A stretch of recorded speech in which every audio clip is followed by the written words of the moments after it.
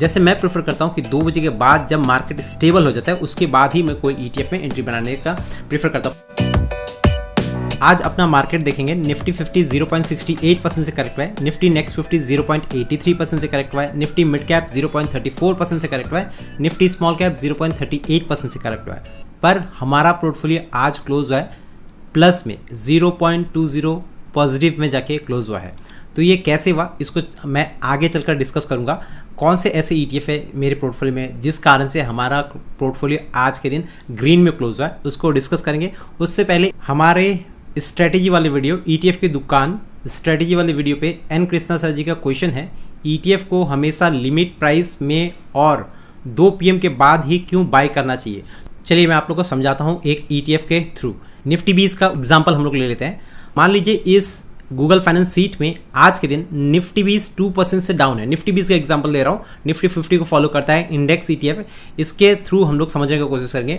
Nifty 20 -2% पे आ चुका है हमारे गूगल फाइनेंस सीट पे और ये सुबह के समय है, सुबह के समय ही 2% से डाउन हो चुका है। पर हम लोग लिमिट में क्यों खरीदते हैं इस चीज़ को समझने की कोशिश कीजिएगा। अभी प्राइस चल रहा है 277 रुपीज़ 28 पैसा मार्केट। सो मान लीजिए कि मार्केट ओपन है और प्राइस चल रहा है 277 रुपीज़ 28 पैसा। अगर इसको मैं मार्केट ऑर्डर में एग्जीक्यूट करता हूँ 10 ऑर्डर या 20 ऑर्डर, तो यहाँ पे मुझे थोड़े से हायर प्राइस में मिल जाता है। यहाँ पे 277.28 है तो मुझे शायद से यहाँ पे 277.30 पे या 35 पे जाके मिलेगा या 277.50 पे, यानी थोड़े से हायर प्राइस पे मिल सकता है। जब भी हम लोग लिमिट में लगाते हैं, मान लेते हैं 277 रुपीज़ 28 पैसे का है तो मैंने 277 रुपीज़ लगा के रखा है और मार्केट में ये फ्लक्चुएशन जैसे अप्स एंड डाउन्स ये दिख रहे हैं, तो अगर ये प्राइस ट्रिगर आता है, अगर 277 पे आता है तो मुझे इसी प्राइस में मिलेगा, उससे ज़्यादा मुझे एक पैसा देना नहीं पड़ेगा।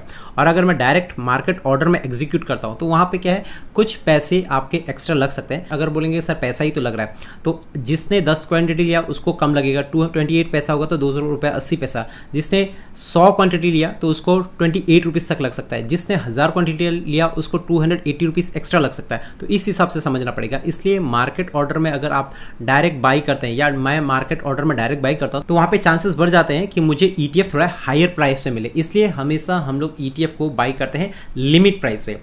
अब दूसरा क्वेश्चन कि ETF को 2 बजे के बाद क्यों बाई करना चाहिए।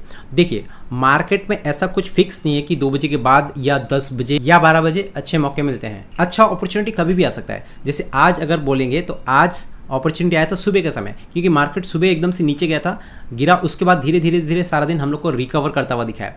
पर 2 बजे के बाद अगर आप एक स्ट्रैटेजी को, एक चीज़ को हमेशा अच्छे से फॉलो करते हैं, यानी 2 बजे को ही फॉलो करते हैं हमेशा, तो किसी दिन क्या होगा कि किसी दिन आपको प्राइस 2 बजे के बाद अच्छा मिलेगा, किसी दिन आपको 10 बजे या 12 बजे ही अच्छा प्राइस मिल जाएगा। पर आप हमेशा एक ही चीज़ को फॉलो कीजिएगा तो क्या रहेगा कि एक दिन मिस हो गया, दूसरा दिन आपको अच्छे प्राइस में मिल जाएगा। पर एक दिन आप कर रहे हैं 10 बजे बाई कर लिया, देखे शाम तक और ज़्यादा गिर गया।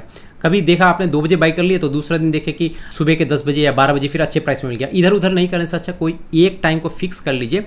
और 2 बजे के बाद ही क्यों, तो इस पे महेश चंद्र कौशिक सर ने कहा था कि 2 बजे के बाद मार्केट जो है स्थिर हो जाता है, एक जगह पे आ जाता है, क्योंकि जो मोमेंट ज़्यादा रहते हैं, जो मोमेंट्स रहते हैं वो शुरुआत में ही आपको ज़्यादा देखने को मिलेंगे। मार्केट खुलते ही बायर्स और सेलर्स एक्टिव हो जाते हैं और शुरुआत में बहुत बाइंग सेलिंग चलता है। तो एक स्टेबल प्राइस, ये स्टेबल प्राइस आपको 2 बजे के बाद देखने को मिलेगा। मार्केट 2 बजे तक एकदम से स्थिर हो जाता है, 2 से 2:30 3 बजे तक भी कोई रुक जाते हैं।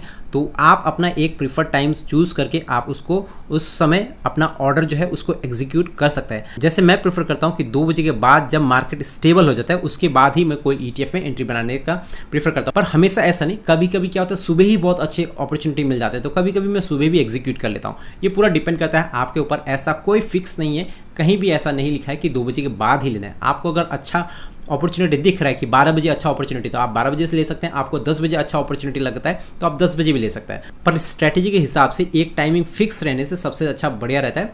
और मार्केट जैसे 2 बजे के बाद स्टेबल हो जाता है तो 2 बजे के बाद आपको एक अच्छे वैल्यूएशन पे ETF मिल जाते हैं। आशा करता हूं आपका जो डाउट है वो क्लियर हो गया होगा। तो चलिए अब हम लोग देख लेते हैं कि कौन कौन से ऐसे ETF है मेरे पोर्टफोलियो में जिस कारण आज हमारा पोर्टफोलियो ग्रीन में क्लोज हुआ है। तो सबसे पहला ETF है हमारे पोर्टफोलियो में गोल्ड बीज। माने टोटल तो हमारे पोर्टफोलियो में 7 ETF है, जिसमें से एक ETF है गोल्ड बीज। और गोल्ड बीज में मेरा कोई खास इन्वेस्टमेंट नहीं है, मान लेते हैं कि मेरा पोर्टफोलियो 100 रुपीज़ का है, तो 100 रुपीज़ में मेरा हार्डली 5 रुपीज़ गोल्ड में इन्वेस्टमेंट हुआ है, क्योंकि मौके ही नहीं मिले गोल्ड में इन्वेस्टमेंट करने के लिए अच्छे से। तो एक ETF जो गोल्ड बीज है और आज के दिन इसमें मोमेंट देखने को मिला है 2.22%, 5 दिन का में आपको 3.75%, एक महीने में भी आपको ऐसे ही कुछ 5% देखने को मिलेगा। पर 6 महीने का जब हम लोग देखते हैं ना, तो लास्ट 6 मंथ में गोल्ड बीज ने 28.77% का शानदार रिटर्न निकाल के दिया है। तो ये ETF जब भी हमारे पोर्टफोलियो में होता है, मार्केट में क्रैश आता है, तो ये ETF हमारे पोर्टफोलियो को बैलेंस करके चलता है। कल ये परसों के वीडियो में भी मैंने बताया था।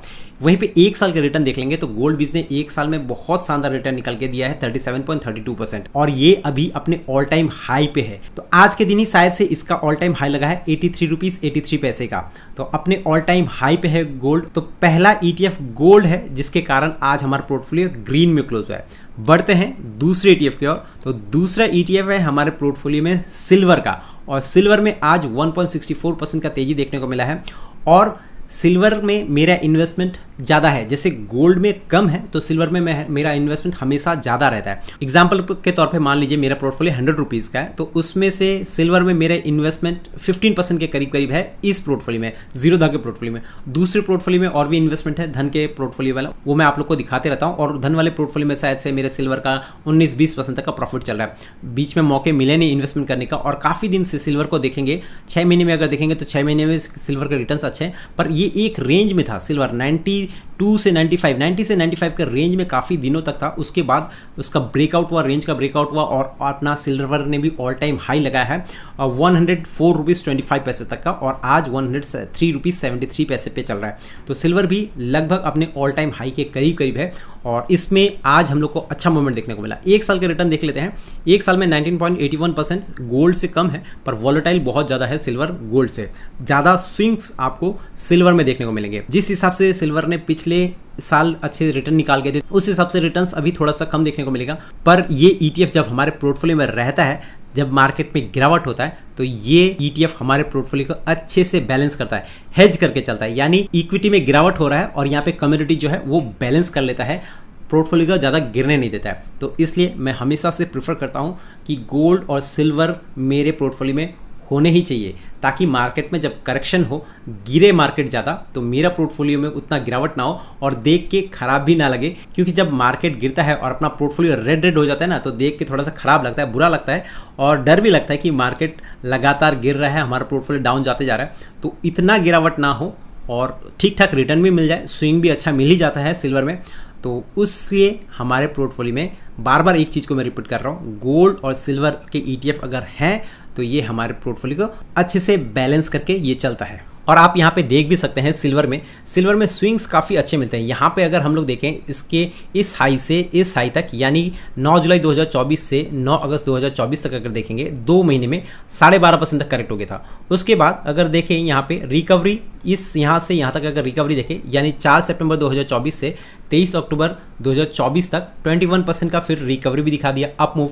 फिर इस रिकवरी के बाद फिर से ये गिरावट हुआ है इसमें।